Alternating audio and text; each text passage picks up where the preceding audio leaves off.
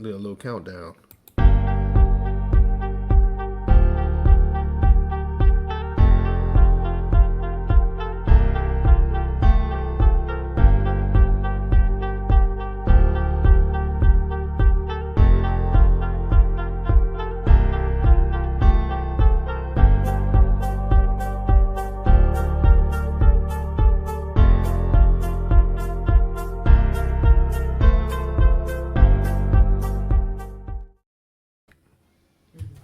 Awesome, awesome. Hello, hello, everybody. Welcome to episode number 1 of Assets Over Money podcast. So I am Richard Hanson, one of the hosts here, and this is my guy over here, Kevin. I'm sure some of you guys are wondering why we decided to put together a podcast.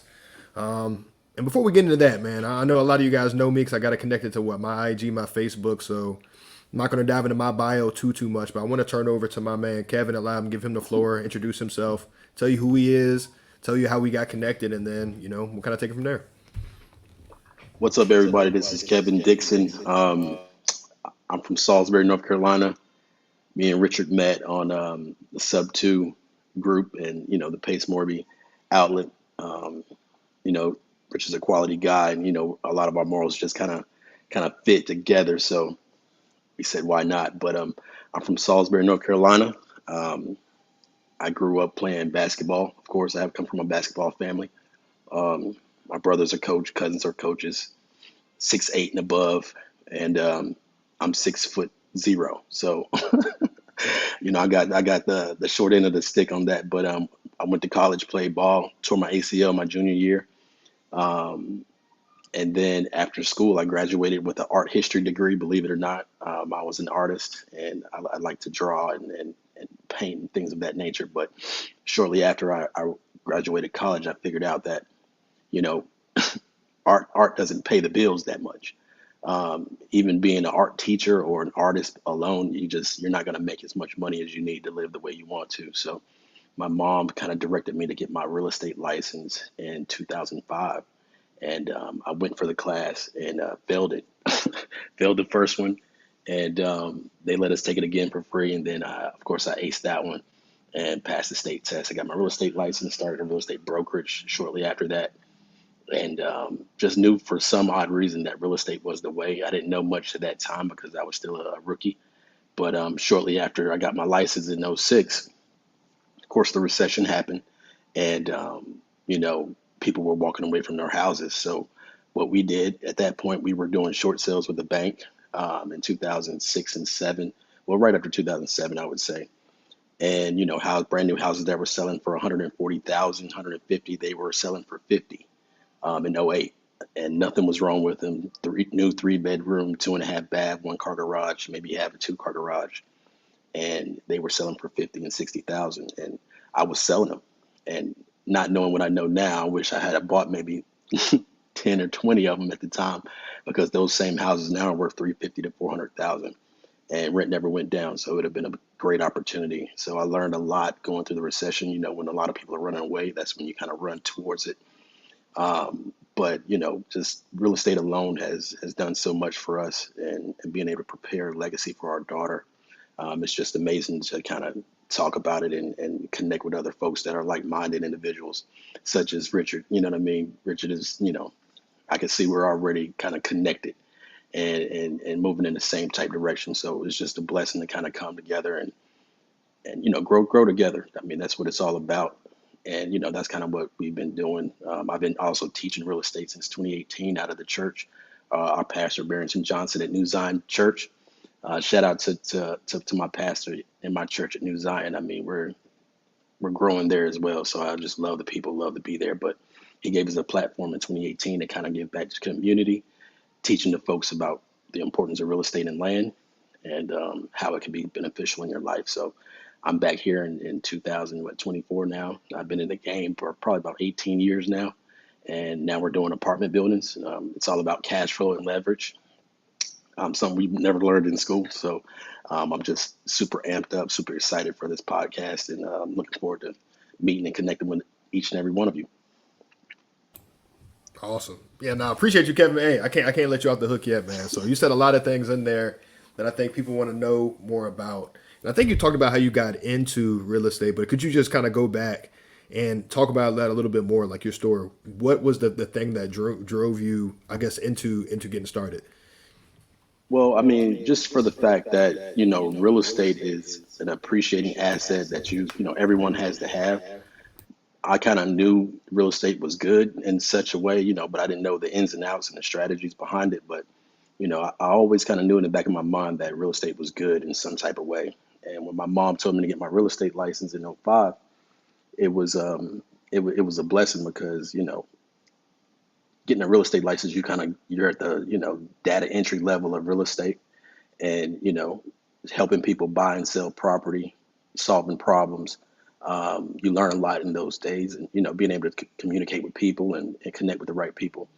But the thing about it is like, I would rather cash flow now than a big check. So, going through that lane really taught me the ins and outs of the industry, how it works, and being able to help the next man come up. And, this industry has made the most millionaires out of any industry in the world. So why wouldn't it be a good thing?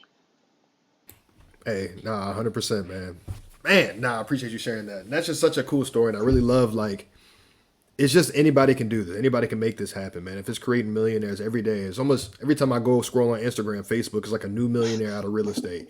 And it makes you Yeah, feel like I'm over here in this grind, I'm over here pushing. It's like they just discovered, fire almost. It's like they're making the next new thing happen. But yeah, nah, man, I think it's a blessing. And I think that's just a lot of, I guess one of the reasons why we even came together in the beginning, man, was just similar mindset, similar values, and to kind of talk about that a little more. And actually, let me just kind of give a brief bio on me, just in case there's some folks out there who do not know who I am. So my name is Richard Clayford Hanson. Hail from Prince George, Virginia. If anybody from PG County is on here, shout out PG County. I was born and raised there. Call myself a Creek boy. Named my neighborhood Cedar Creek, so a Creek boy by nature. But yes, long story short, honestly, growing up, played sports my whole life. Basketball, football, baseball. You know, my grandparents, my parents, my grandparents, my mom, my grandma Kathy. I'm sure she's on listening. But she plugged me into sports at a really young age. Stayed with it, and then was lucky enough to get a scholarship or earn a scholarship to go play football at the United States Military Academy at West Point. Was there for 4 years. Met my wife my freshman year. Dated all 4 years and got married the day after we graduated. And yeah, I mean, how I kind of really got started. Oh, yeah. And once I graduated, commissioned into becoming an Army officer. So I'm currently an Army officer right now, still stationed up at West Point, working in the admissions department. But I guess my story to real estate was very, I wouldn't even say very crazy. I'm sure it's similar to a lot of different folks, but like growing up, I've always known that I wanted to do something different. I've always had a knack for trying to create other sources of income. I think that's something that my father instilled in me at a very young age. If you want it, you got to go get it, go work hard for it. So I remember asking for a lot of stuff growing up. It's like you can get it, but you got to earn it, right? Yeah, I'm just like, ain't no handout in life, so I'm just not going to just hand you out stuff. So you got to earn it a little bit, right? So I remember, man, growing up, I used to go to the PX, right? It's a post exchange, so basically the grocery store on military bases. And I used to go with my grandfather, my late grandfather, Richard Ford. We used to go get bouncy balls from the machines, the little gumball machines. And I get those bouncy balls. It costs 25 cents, and I collect them. This is me at like age 6, 7 in kindergarten. I collect them, put them in a bag. And my grandpa's like, "What are you gonna do with all these?" And it's like, "I think I'm gonna go to school and I'm gonna sell them." And he was like, "Okay, whatever." So I bring it into school, and I started flipping bouncy balls for like $1, $2, $3. And I just had money that I was stuffing in my little Scooby Doo piggy bank, going home every day, just stuffing my little piggy bank with dollar bills, right? So I could go out and buy other stuff if I wanted to. But I just loved bringing in the income so much I didn't end up really spending it. So saving a lot of money. But fast forward years, the way I got into real estate was right around my junior year. I had the opportunity to go out to Lawton, Oklahoma and visit my grandparents on my dad's side that I haven't seen in years. Got to see them. I remember my pop was sick at the time, and he gave me a copy of Rich Dad Poor Dad. So my grandparents, just for some context, didn't have a lot, didn't really come from a whole bunch, but they were they're pastors for a small church out in the middle of Lawton, Oklahoma. So if you know that area, not a lot going on in Lawton, right? But they had a very, very big heart and very big faith base. But he gave me a copy of Rich Dad Poor Dad. which I'm sure everybody has read it. If you haven't read it, definitely go pick up that book, right? Completely changed my mindset. But it was special about it was my grandpa had written in, special notes for me, basically telling me these are things like if you follow these through, you will be able to accomplish any and everything that you want to, right? And the best thing to do once you get this is to be a blessing to somebody else. So that's something I've taken to heart because I think anybody can make it in life, right? Anybody can make it anywhere you want to go, but until you actually take that step to pay it forward and to lift somebody else up with you, right? I don't think that you've actually made it until you do that, right? So I think that is the intent of my story. Started in 2020, started wholesaling, which is essentially flipping houses or flipping contracts, I would say, with houses. Did that for a decent amount of time, partnered up with some of my classmates. We did some flips, a couple of Airbnbs, things like that going on down in Huntsville, Alabama. And really from there, making the transition into just trying to buy, hold, and acquire as many properties as we can. So that way, my wife and I, we want to start a nonprofit. The goal is to retire by 30, start a nonprofit based around financial literacy in inner city communities and just completely change the world and impact people, right? That's our big push. But that's me in a nutshell. I don't know, Kevin, if you had anything you want to add or anything like that. Now you got that Miami Dolphins jersey on, like, Yeah, we're playing tonight, man. We're playing tonight, man. Hey man, I hope y'all can get that win, yo. Yeah, no, me too, man. Me too. But yeah, I guess really just kind of jumping into, man, why we started this, right? So me and Kevin, we connected. I'd say, shoot, what is it, about 2 months now? 2 months ago, we connected. I would say so. Yeah, when you joined Sub Two. Yep. Yeah, we connected about 2 months ago. He was down in Charlotte. I saw him pop up on the TL. I read his bio, and I was like, man, this dude is doing apartments. He's been in real estate for 18 plus years. You didn't look old at all. So I was like, man, I thought you were like maybe like 35, 36. But hey, I am. Hey, there we go. There you go. Keep claiming it. Right. But yeah, what we ended up doing, man, we just connected, just started talking about a lot of different things. And one thing that hit me, just because we probably connect with a lot of people multiple days out the week, right? Connecting with new people every day. One of the things that really struck me about Kevin was his values, right? One of the first things we talked about, he gave me his bio, but we talked about religion. We talked about our faith and the things that we want to do and the impact that we wanted to make. And I was like, man, this is different, right? It's not every day that you talk to people and the first part of your conversation is based around this, right? So this is something that struck me. I was like, I need to stay around this guy. I got a lot I can learn from this guy. Yeah, and we talked a few different times, and then the other week we were catching up, and he was like, Rich, let's start a podcast. And I was like, you know what? Like, I've been wanting to do this for a long time. Let's do it. Like, what do you think the name should be? And he said, Assets Over Money. And I was like, that has a solid ring to it. I think we can do something with that, right? But just to kind of go into it a little bit, the intent of the podcast is to talk about pretty much like everything from a holistic standpoint, right? So talk about real estate, yes. Talk about all the different types of investment strategies, right? So that way you guys know that anybody can do this. Anybody, if you just take the time to learn about it, take the time to listen, and more importantly, take the time to ask, that anything is possible, right? If you believe that you can do it, 100% can make it happen. So talk about real estate, different investment strategies. We're going to talk about faith because we believe that is the successful endeavor that you accomplish, right? And if you want to go anywhere, you need to have Jesus in the middle of your life, right? In my opinion. And I would say in Kevin's opinion as well, too. Next thing that we want to talk about, or start things that we want to talk about on this podcast, is the financial gap in this country, right? So talk about how we can break generational curses, how we can unite broken families, right? Through different investment strategies, through personal finance, through faith, through religion, things like that. So that way people can better themselves. And as opposed to looking for a handout, because I think, a lot of people are looking for handouts and things like that, when indeed you just need a hand up, right? You need somebody who's willing to teach you. You got to be a student first, got to get somebody to teach you something, and then you can accomplish any and everything. One of the things Kevin didn't talk too much about, and I'm going to ask him about it, right? Because I know he comes from his story, but could you kind of give us, I guess, your backstory? What was growing up kind of like for you? Man, it was, it was like any other hood coming up, lower income. And you're just a kid and you just living and you don't know anything. And, you don't know you're poor, but you're pretty much lower level, lower income. And, you grow up and you learn that. But at the end of the day, we were taught to, just go to school, try to get good grades, of course. You think about rich dad, poor dad. I had two parents. My mom was a She went to college, graduated. She was a nurse. She just retired, so she's living and living doing whatever she wants to do right now. And my dad was he didn't finish high school. Went to the military. He went to the Marines. He was in Vietnam, so he saw a lot of other carnage and chaos over there.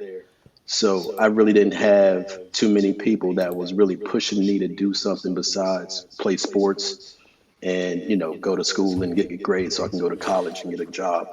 So I always knew that I was different and that I didn't want to have to go to work for someone for 40 years and then retire and just live a average basic life. So I believe deeply in designing your own type of life, right? So I was more of the renegade from the start. No one else in my family was, real estate investor or entrepreneur. So I didn't really have anyone to fall back on that. All we knew was to get a job or, try to work for someone. And, on the other side of that, a lot of my friends were, selling dope and, they was in the street. I mean, I'd had friends that dropped out of high school at eighth grade. I mean, because, they were making more money than they could at a job. But most of them are dead or in jail now, which is tough, to think about, but a lot of them are. So, those are the kind of pathways that I had to go, right? So of course I took the basketball way, got a scholarship, got to Maryland, JUCO in Maryland. And, it was tough, you know what I mean? But at the same time, I met a lot of good people.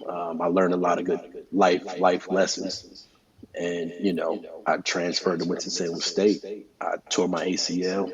I thought my world was over because basketball was everything for me. And, at the end of the day, it was grind every day until, I had that injury and never got back on the court.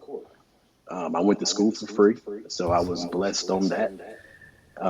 And I ended up graduating with an art history degree, right? So like once I got out of school and I started substitute teaching in Winston-Salem, right? And they only get paid probably maybe $1,000 a month because you're working $80 a day, right? And you may not even work every day. You may work 4 or 5 days a week, right? So they're getting paid once a week. I mean, once a month. And my check was coming in about $1,000, and I was just like, "What is going on here? This ain't adding up, right?"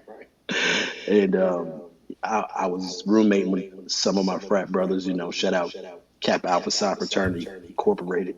You know what I'm saying? You already know how that's going down right there. You know what I mean? So I had three other roommates, and we all chipped in on the rent. So we all made it together. But right after that, I got my real estate license, and it was the funny thing about it was right around the same time you had the no doc loans come out, and right in 2004 2005, and it was tough Hey, because you real didn't quick, all real quick. you Can you explain what those loans are, if you can? all right. So a no doc loan is a loan that you can get up to $2 million, and all you needed was a 620. They would they were not asking for bank statements or W-2s. It didn't matter what you made. They gave you that. Whatever you went and put an offer on and got it under contract, you could close with 100% loan and don't show any documentation. And this is a true story. So what happened was everybody was buying houses left and right. Builders were making big bread. I mean, no different than they are today, but it was more of us that got it. And what I mean by that, it was the black and brown folks that kind of got targeted for those loans because, we didn't have to put any money down and we thought owning real estate was all it was about, I just needed real estate to be wealthy. And so our people started buying houses left and right, couldn't afford them. They didn't even check their credit. But see, what was happening was you were getting a check back. And, when you get that check back, it was more like, okay, I can live off of this for a while. But see, we didn't understand the adjustable rate mortgages that came along with those loans. When those adjustable rates started to increase, what happened was it was people couldn't afford to live at their houses that they had purchased. So what happened? They just started walking away and foreclosing and letting it go, and and that happened across the country, right? Because it was mostly our folks. Um, And then at the end of the day, what happened when supply goes up, the demand goes down and the value goes down. So it was so much supply in the streets of foreclosed homes. That's what caused the recession because all of these mortgages start foreclosing left and right. So what happened was it brought the value down of all the other houses around it. And so that same house that was selling for 140 a year ago was now selling for 50,000 because the owner is basically foreclosed on it. I mean, or about to foreclose. So we came in and saved them, gave them a short sale where the bank would basically take less and pay off their and basically clear their balance. So if the house sold it at 50,000 and they had a loan of 140, the bank would basically wipe clear the balance on that loan. And the seller would basically walk away scot free and it wouldn't be on their credit because the balance would show zero on their credit. So it's almost like they sold the house and, if you had went through a foreclosure, it would have stayed on your credit for, forever. And that would have always followed you. So a lot of our people went through that and kind of set us back even ages even further than we are now. I mean, because the wealth gap in America now is crazy, amazing. I mean, it's so big. And I mean, because we never really got to really understand land and real estate. And so like going through that process really shed a lot of light in my life because like everybody I was helping looked like me. And so we were either foreclosing or just willing not to pay the mortgage because it had went up so much, right? And everything was already explained in their documentation, but the lender never told them about it, right? And so if you didn't understand adjustable versus fixed rates, you could have easily got sucked up in that, and you'd have been set back for some years. So that's why it's important for us to teach real estate and be able to give back to the community, the folks that look like us and the folks that don't look like us, right? But if you went through that or you experienced poverty in your life and no type of wealth in your legacy, then that's why we try to give it back to educate our people, to put them on the right path and to put them in a place where, they can have a legacy that lives for ages to come. Man, I appreciate you staring there. If I could snap, I would, bro. Like one of them little poetry seminars. And man, the first time you ain't tell me you was in the best fraternity of all time. Man, hey, I know Diggs and his brothers. I mean, come on now. What you know about that Delta Chi Spring 01? Hey, you see this up here? That's KBU Spring 20, baby. Yep. Hard smacking, tooth cracking. Chosen few. Show some deference then. Yeah. Yeah, man. But hey, for those of you guys out there, man, so the biggest difference between adjustable rate mortgage and fixed rate mortgage, right? So two different types of mortgages that affect your interest rate. So an adjustable rate would be, imagine you have you had a 3% interest rate back in like 2020 when interest rates were real low, right? And then let's just say a few years later, it jumped up to say like a 5.6. Adjustable rate, essentially it varies from time to time. And that's what he was talking about. Fixed rate is what we typically see is when you lock in the interest rate, right? You buy a house, fixed rate is going to stay. It's not going to increase. It's not going to increase, decrease. It's going to stay the same. So I hope that clears the air. Exactly. And see, that's how our people got caught up. And since we didn't put any money down on the property, we felt like, hey, we'll just walk away from it. And who cares about the repercussions? But you don't want that foreclosure on your record because it'll follow you forever. I mean, people say 7 years, but sometimes it doesn't even fall off in 7 years, and it's still on there. And every time you try to get some type of credit, they're gonna bring it up. Yeah, 100%. And like, just man, and how many people have you even worked with, right? That you see like who are going through foreclosures, don't really understand the process, let their house go, and then now are still dealing with ramifications from years ago. Yeah, and that's something that we see in this industry a decent amount, right? Because with some of the strategies that we're doing with real estate, right, you're going to run into homeowners like that. I say a few months back, right, we bought an investment property down in Huntsville, Alabama, me and the team, and what we're doing it as an exit, not to overcomplicate it, but essentially what we're doing is we're selling it to somebody else who does not have the best credit score because he's been through a few bankruptcies and things like that from years and years ago, right? So those bankruptcies that he's been through two, are still affecting him for some decisions that he made maybe 5-6 years ago, right? And more recently and things like that, right? I think that people like that still deserve housing. They shouldn't have to go to a bank and, it's like, hey, the interest rate right now is a 6% interest rate. Well, since your credit's so high, we're going to charge you an 8 or 9 or whatever it is, right? So that guy, we're giving him the ability to buy a home at a 6% interest rate. And we're going to make some money out of that as well too. We could have made a lot more money going a couple different ways doing that, but we chose to do that because that's our way of giving back to people who have maybe made some mistakes in the past, right? And I think that's what it's all about. That's it.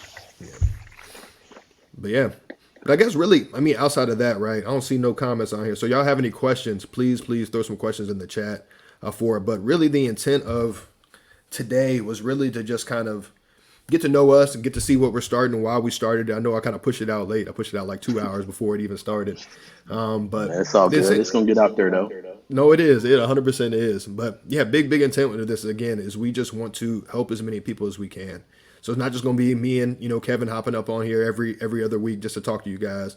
We're going to try to bring in some real deal folks, right, who are making some, I guess, some industry changing movers and shakers across real estate, across personal finance. Maybe bring on some financial advisors, things like that. Really, whatever you guys like. So if there's some things that you're struggling with or some things that you want to learn more about, right, just hit us up.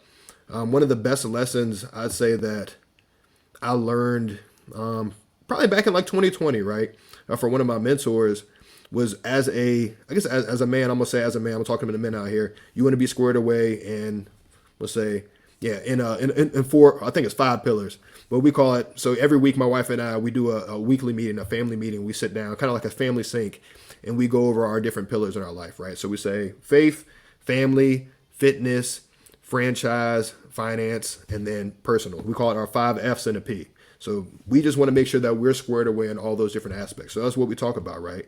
We believe everything starts off with faith. So whenever we sit down on our Sundays or for our weekly meeting, first thing we talk about is faith. And then we talk about, family, fitness, finances, franchise, which is our business, and all those different other aspects. And then we talk about, end it with personally, how are you doing? How are you doing mentally? What's going on in life? Things like that. Family updates. Because if you're not squared away in all different areas of your life, again, I do not believe that you are truly, truly successful. It's like you can be extremely successful, you can be really rich, but if you're a crappy husband, right, are you truly successful, right? You could be making millions of dollars, you're the CEO of whatever company, but you come home and you ain't seen your kids in 2 years because you're always on the road, you're always traveling, right? I call you hardworking, but are you truly the best father that you want to be? So again, intent of this is to try to square people away in all different aspects. And if not, right, just another way of thinking, another way of just to look at life, right? Different perspectives. Yeah. Yeah, man. I mean, philosophy matters. You know what I mean? Especially when you want to be wealthy and you're looking to leave a legacy, man. I mean, faith is always the main objective, right? And having that will and that hope that something is going to happen for you. So it's tough when you come from a lower income family, or you come from somewhere that you may not understand financial terminology. But I'm here to tell you that with your faith, understanding of cash flow and leverage. I mean, that's something that we never learned in school or college or, mostly anywhere. I mean, if you can teach yourself just that terminology to understand what cash flow and leverage is, I mean, mixed with your faith and, being able to believe that, God has something for you, I think, the sky's the limit. So, I mean, I think we're doing this because we want to connect with other quality people like ourselves and being able to, grow together. I think that's a major thing that, we overlook as Black and brown folk, just being able to connect and grow together because we were raised on individualism. I can honestly say that because when I played ball in high school, even in college, I can remember my dad screaming at the top of his lungs at the bleachers, like, shoot the three, and not really having any type of regard for my teammates, right? So like, we grew up as individuals and never really understood chemistry. You know what I mean? We look at Golden State Warriors and look how good they are. Now, yes, they have the greatest shooter of all time, but even with Clay, they had all the pieces they needed, and everybody knew exactly what they needed to do to bring to the table to, get to the ultimate goal. And I think that us as Black and brown folk, we don't have that, I guess that chemistry gene at times because we're built to be individuals and understand that you can't be wealthy by yourself. You have to have someone else to be able to scale up and to be able to, pull somebody else up. You got Oop. people calling Yeah, calling me during the podcast. But hey, listen, you good. it's just the truth, man. We just gotta work together and pull together. As you pull one up, somebody's pulling you up. Let's just keep moving and give back to each other, and be as honest as we can. Because if we don't pull it together, the wealth gap is just going to keep bigger and bigger. 100%. 100%. And that's what I think that's solid, man. And one of the things I've always been told, right, especially as you start diving into the entrepreneur realm, one of the first things somebody told me was you need to understand that there's no such thing as a self-made millionaire or self-made this. There's always somebody or something that has either helped you, progressed you, or put you in a certain state that has allowed you to grow to that level that you want to. And we actually got a question here from, let's see, that's from my sister-in-law, Danny. So I'm gonna let you take this first, Kev. So she says, should we wait to buy? How long do we ride out these interest rates? So I already know my uh, answer, but I'll let you go ahead. well, well, if you're worried about interest rates are actually about to drop. They got a drop coming, I think, either in the next day or so or next week. So, I mean, if you're looking about rates, I mean, you can always look for that, but I never look at rates. Rates are going to be the rates, regardless of wherever time you're in. I mean, rates have been 20%. In the 80s, it was in upwards of 18, 20% for real. So like people were still buying houses then. It's just about finding the right price and being able to buy low and going in and increasing that value. So I wouldn't buy a house at the top of the market. Um, Knowing what I know now, I mean, I just wouldn't do that. I would go in and buy something that needed updating, increase the value, go buy the worst house in the best neighborhood, and tear it down and buy and build a new one, or, fix and flip it and just live in it. You know what I mean? But I wouldn't go in and buy a house at the top of the market right now. So either way it goes, I mean, what's best for you, but, you know, interest rates are going to always be interest rates. You just got to find something at the time. And find out what works best for you. Yeah. And I'm gonna add to that as well. So I would say, again, just to kind of second what Kevin said, I do not look at interest rates at all. I think that if you are buying things conventionally, so understand this, right? There is a whole nother world of real estate outside of just cash deals, right? So a lot of people conventionally, they will say, I want to go buy a house. I want to be a real estate investor. I'm going to go to the bank. I'm going to see what loans that they have. I'm going to get my little pre-approval letter and I'm going to go buy a home and I'm going to rent it out, right? Now that is something that may work, but I'll tell you what, like you putting 20% down, you're going to have to, it's going to take you a long time to scale to where you want to go, right? On the flip Yep. side, there are other different arenas. We call it in the creative finance arena. These are things that have been around for a very long time that, again, people just do not know about because, one, they're not educated on it, but then two, nobody's pushing this stuff out because this allows people to buy houses with little to no money down and things like that, right? And the banks aren't involved. So what I'm about to talk about is maybe new to a lot of folks. If you have questions about it, just let me know and we can dive into a whole nother, rabbit hole on it. But the two areas I'm talking about, one is called owner finance. So that's essentially if somebody owns their home free and clear. So a good example would be think about your grandparents or, if you have older parents, right? Say they've lived in a home, they bought a home maybe 30, 40 years ago.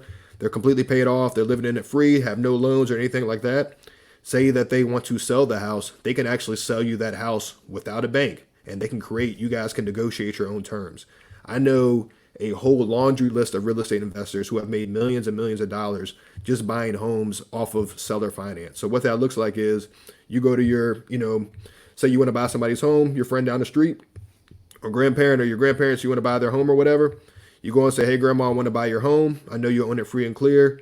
It's a home that's worth $100,000.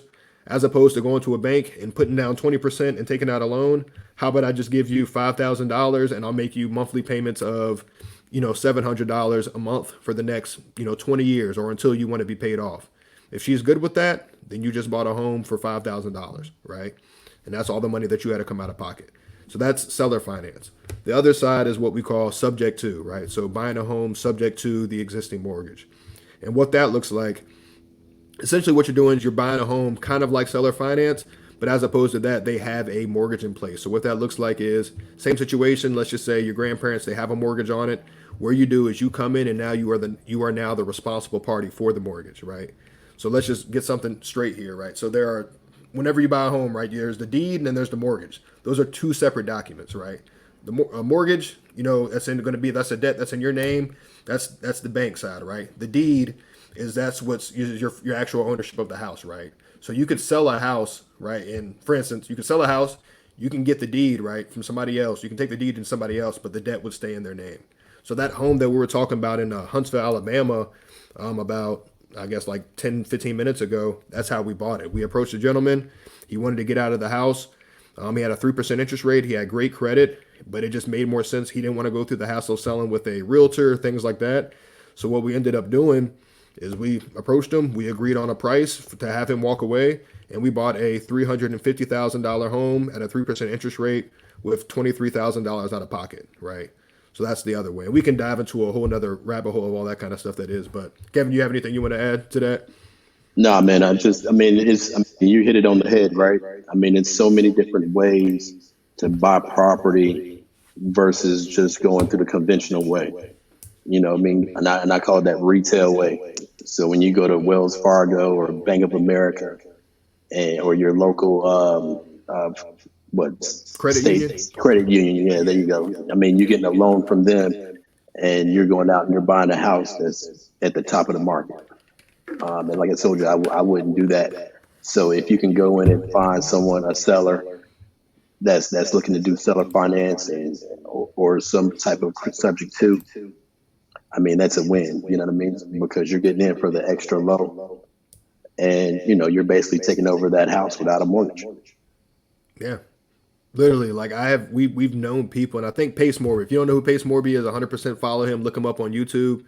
PACEMORBY, Pace Morby, right? He's like the guru of all things creative finance. I know people who have literally bought homes with no money out of their pocket. They just simply came in, took over somebody's interest rate, right, and just started making the monthly payments on their behalf. No money out of pocket. And those are things that you can do. You can 100% do it, 100% legal, 100% above the board, right? You just need to be educated on what makes sense for you to do. He actually just went live today, or shouted somebody up on his Instagram. Somebody who was homeless, I believe, last year, didn't have a home, joined her mentor, didn't have her own home, I think was renting, but was in a pretty bad spot, joined his group, right? Started learning all about all things creative finance, and now she's buying her own home via subject to at like a 3 or 4% interest rate in today's market. Just from knowledge, just from taking the time to educate herself on a different strategy that allowed her to house herself and house her family. So, No, that's major. I mean, just having that information. I mean, it can change someone's trajectory just based on giving them the information. It's really up to them to take action. But if you can just understand the information, it will go far beyond pretty much what you learned in school. Well, 100%. 100%, man. I'm gonna keep going, but I'm not gonna do it today because I know we're getting close on time, and I don't want to belabor it. But I mean, Kevin, do you have any closing comments or anything you want to add before we wrap it up? Nah, man. I'm just gonna say I'm thankful for you. I'm thankful for this podcast. Being able to put all this together to give to the folks that need it and that don't need it. I mean, because we're looking for people to pull us up to commercial right now. So like we're always in a constant state of pulling someone else up and someone else pulling us up. So I'm just thankful to be here, looking to do more. And whatever you need from me, you just let me know because I'm here for you. Hey, man. Hey, I appreciate you too, brother. And yeah, man, like you said, that's really what it's all about. It's about pulling each other up. It's a constant cycle, man. The more people you help, the better. People start helping you out. Just again, whatever your dreams are, because we all have them. You guys some of y'all watch my motivational videos in the morning on Instagram or whatever. But all the dreams that you have are 100% possible. Like whatever mindset that you have, whatever is holding you back, you just got to break it. Take that step. It is the hardest thing to do is to take that first step. But once you take that first step, it gets easier. It gets so much easier, right? Nobody can hold anything against you if you announce to the world what you want to do. Somebody's going to tell you, oh, they don't like it. They don't think that you should do it. So what? What are they doing, right? You're never going to hear somebody who is doing better than you talk about the things that you're committing to do. Nobody's going to be bashing you if somebody is doing way better than you, right? Who's an entrepreneur, who's accomplishing the same goals and dreams that you want. They're not going to look down at you. Usually the people who are talking the most crap ain't got nothing going on. Or if they do, they just hating. And that's just how it always is. But That's it. Crabs in the barrel. We gonna leave that for another day though. And we leaving them barrels over there. Yep, leaving them barrels over there. They ain't even on my boat, man. No, sir. But yeah, outside of that, I'm gonna go ahead and end this. Kevin, you just stay on afterwards. We'll chop it up. But I appreciate you guys. Please reach out if you have any questions, concern, or have any topics or things that you guys want to learn about. But outside of that, hey, y'all have a good one. No time to chill, trying to build. Peace. Later.